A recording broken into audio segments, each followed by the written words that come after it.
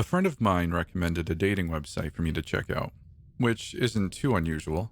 However, this site he told me about was clearly a joke. It was a site to date monsters, or at least, that's how he put it. He gave me the website address and told me it was only up for 7 minutes and 7 seconds after midnight. I rolled my eyes at him and put the information away in the back of my mind in case I got bored one day. Recently, I got very bored and was unable to sleep. Scrolling through my social media trying to find anything new, I sighed, wondering if there was something a bit more interesting I could do. The website came to mind. I mean, why not? If it was real, it was clearly a prank website that could entertain me for a few minutes. I waited for the clock to hit midnight and I easily found the site. It looked like one from the early 2000s. Blocky scrolling bars and a clunky mouse. The front page had a few profiles of the top creatures in demand. From what I could see of the photos, the top sellers looked like they were wearing animal ears. This was a really poorly made joke. I hit my screenshot key to show my friends, but nothing happened. I guess some sites put a block on that sort of thing. I really didn't know much about website building to think otherwise. It would take me longer than 7 minutes to fill out the form or pick out a monster I wanted to request a date with. I saw a randomize button at the top of the screen. Hovering over it for a few moments, I clicked it. It brought me to a page that was simple compared to the rest. Instead of picking out a creature, you could have one sent to you. The site would tell you a day and time. The creatures of the site would be able to pick if they wanted to go out, so it wasn't truly random on both ends. The human just didn't know what they would get. There was no form, so I just hit the button and waited. I doubted anything would happen. This was a joke site after all, right? The screen turned black and I started to feel a little bit of fear creep up my spine. I was almost angry at myself for feeling like that. It was just a simple website. I was about to close it when text and an image came on screen. Alex Hawthorne, Wednesday, 10 p.m., location below. I took a small inhale of a surprised breath when I saw a photo of a park I knew. Not only did this site somehow pull my name, it also found a photo of a location close by where I lived. This was stressful. I felt as if my computer just got a virus. I closed the site and ran a virus scanner. Just to be safe, I reset my passwords and the most important sites, hoping the fake dating site didn't install something that could spy on what I was doing. Only time would tell if I was tricked out of my life savings or not. It wasn't as if I had a lot, so it wouldn't be a huge loss. I would give my friend an earful the next time I saw him for telling me about this damn site. As the days passed, I started to think about it. Surely it wasn't real, right? They weren't going to send someone all dressed up wearing a mask trying to pass themselves off as a creature for whatever desperate soul signed up for the date, right? It got to the point where I could no longer think of anything else. I was done work and very close by the park. The least I could do was take a peek to see if anyone was waiting, no matter how silly I felt about it. This might be a setup to rob me, but I still started down the park pathway, my phone in hand, ready to call for help if needed. Someone was waiting for me. A tall man stood under a park light, looking around as if expecting someone. I froze, unable to decide if I should go near. When he spotted me and gave a wave in my direction, I could never figure out what motivated me to go over to him. Normally, I would never do such a thing, but that night I found my feet moving on their own. He looked to be about a foot taller than me, middle-aged with salt and pepper hair, cut short and styled back. He was wearing a long wool coat that looked like it would fit into an old-fashioned European crime drama. His eyes were a bright blue, but I could not see the rest of his face. Half of it was covered by a gray cloth that went around his entire head. It was tied to a gold chain and looked like a dancer's veil. He looked like he was smiling at me, but with the cloth covering his face, it was hard to tell. "You're Alex, right? Here. We're told this makes a good impression." When I stopped a few steps from him, he took out a rose from his coat pocket and held it out for me. I didn't move to take it. This whole thing was weird. He looked human and not at all what I expected. This is a joke, right? I asked slowly, not feeling right about the whole thing. It's up to you to decide what you believe. If you want to think this is some sort of scam, you are free to walk away. However, the website will keep sending you monsters until you finish a date with one, he explained, Rose still towards me. I don't remember agreeing to that. It's in the fine print. I stared him down, trying to figure out what to do. He was a stranger after all, and I still didn't believe in the whole monster dating website thing. But I had nothing better to do that night, and he was acting friendly enough. I took the rose from him, and his eyes turned up in a smile. How do you know my name? I asked, still feeling weird about the whole thing. It's easy to find out. You must be uncomfortable not knowing mine if I know yours. I go by Poppy. I raised an eyebrow. That was not a name I would expect for him. Then again, none of this was really going as expected. So, you're not human, right? Got anything special under your cloth of yours? His eyes looked like they were smiling again, but this time I got a chill from it. He took the edge of the cloth and lifted a fraction. I couldn't see what was hidden under it, and my brain screamed at me. I didn't want to find out. It was such a strange reaction, I needed to take a step back. It seems as if you do not wish to know. No matter. Come along. I shall buy you food. It's a step of completing the date so you can go back home sooner. I was still freaked out, but I followed behind him. I was led to a well-lit main street with stores still open. If he wanted me to go to a dark street, I would have left. Turning to face me, Poppy handed me some money. Regrettably, I cannot go inside. You shall need to buy your dinner. I do not need anything, so feel free to choose whatever you like. There was a few fast food places on the street and within walking distance. He gave me more than enough for one meal, and I again wondered what I got myself into. I could have just walked away with the money, but I started to feel a bit curious over what a date with a monster would be. I picked the first place and got a meal to go. Poppy waited outside for me and gave me another friendly wave when I came out, as if I didn't know where I left him. Damn it. This guy was a little endearing.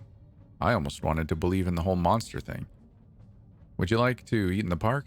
He offered. The park entrance had a few tables for people, and it was right across the street from the police station. Overall, a very safe spot to sit and eat with a stranger, even if it was at night.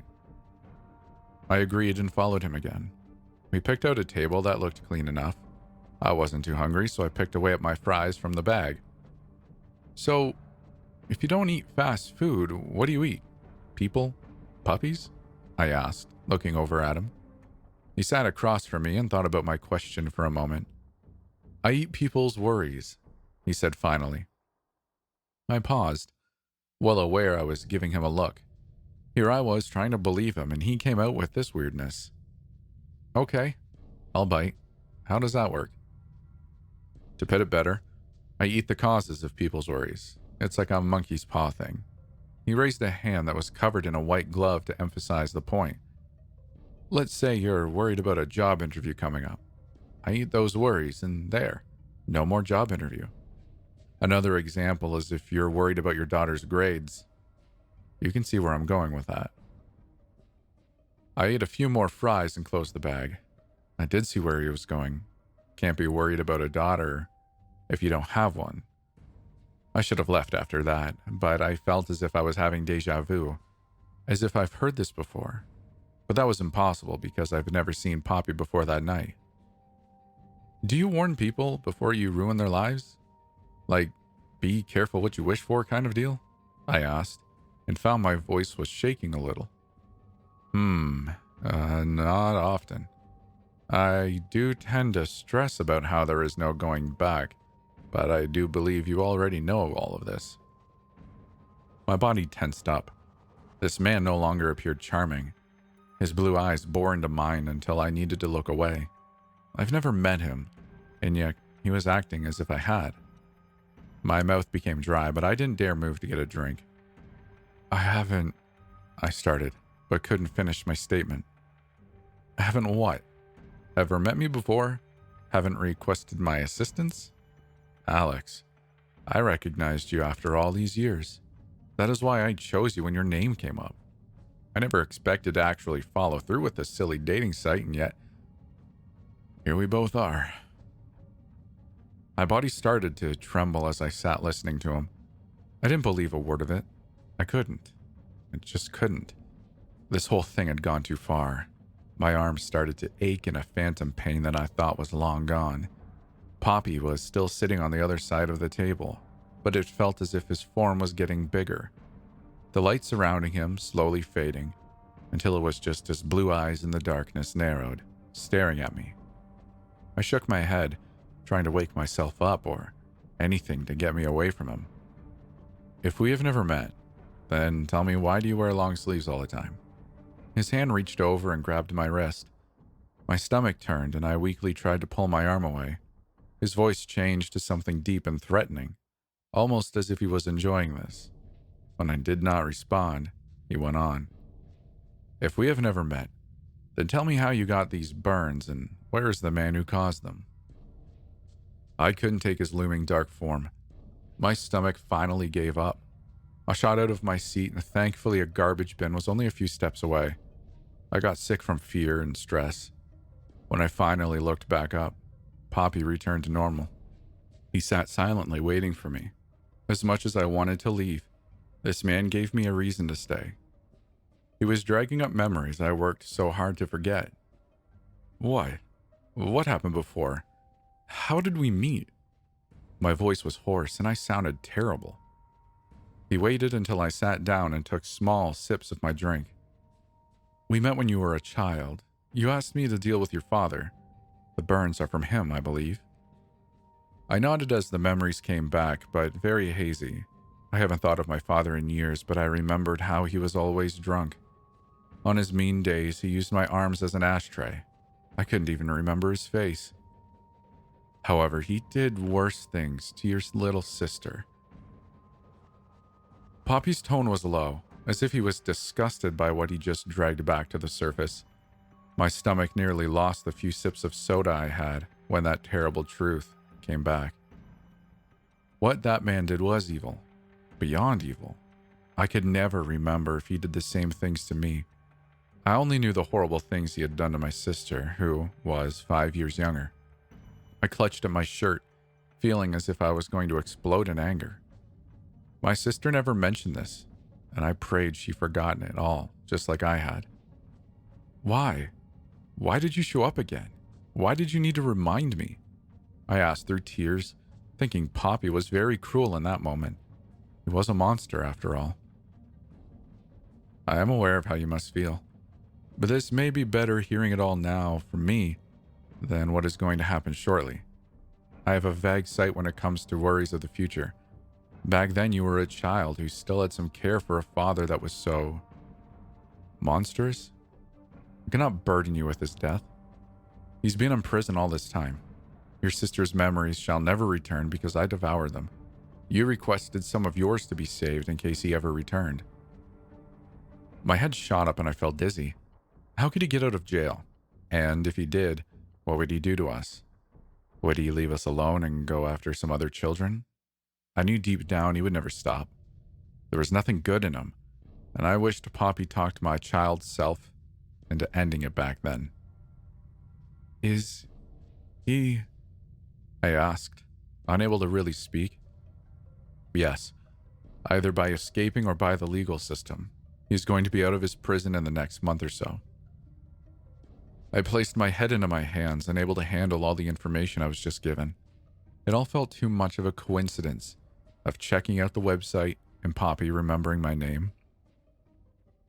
I suppose stranger things happened. I didn't remember Poppy in my past, only faint memories of the same conversation about the monkey paw. When I finally raised my head, Poppy was looking at me, his eyes crinkled in a smile. Does your father being out of prison worry you? His calm tone chilled my blood. Without any hesitation, he offered me help only he could give. After what my sister went through, I didn't dwell on my answer. I knew at the moment he asked. Yes, it worries me a lot. I felt a weight come off my shoulders when he nodded, accepting my answer. He let me calm down and stood signaling the so-called date was finished. I just wanted to get home as soon as possible. I gathered up the bag of food and the rose, but didn't leave yet. Unfortunately, the ones who made the website thinks a date is finished if you both kiss, Poppy announced, and I looked at him dumbfounded. Now you're just messing with me. He shook his head, cloth fluttering and crossed over his heart. I did not want a kiss. Well, whatever was under his cloth. But he did mention the website would keep sending monsters until one date was done. If I didn't go through with this, who knew what else would show up the next time? It shall only be on the forehead. Do not worry. All right, well, that was a bit better. At least something I could agree to, no matter how embarrassing it was. I got myself ready to get this over with and closed my eyes. Poppy only took a second to place what I felt like a normal kiss on my forehead and backed away a few steps. Somewhere in the back of my mind, another memory was trying to worm its way through my thoughts. I thought when I was younger, I had asked to see what was under his cloth, and he showed me. I couldn't remember what he looked like, but I felt it was frightening, but in a way that heights could be frightening or venomous animals. I almost asked him if I could see it again, but decided against it. There you are. I shall take care of your problem. No need to ever see me again. We could... I started feeling my face flush. We could meet again, if you want. He looked down at me. His eyes narrowed, but in a kinder way than before. I would like that. Maybe someday.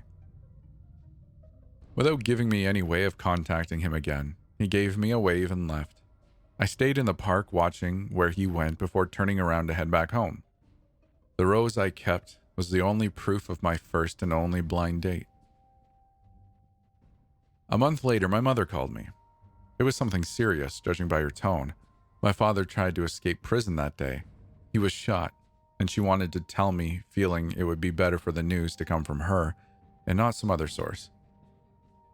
I told her how I felt about him for the first time, and we spoke for a while, something I never thought I would be able to do. I found myself not worrying about speaking with her, and we finally had a real conversation.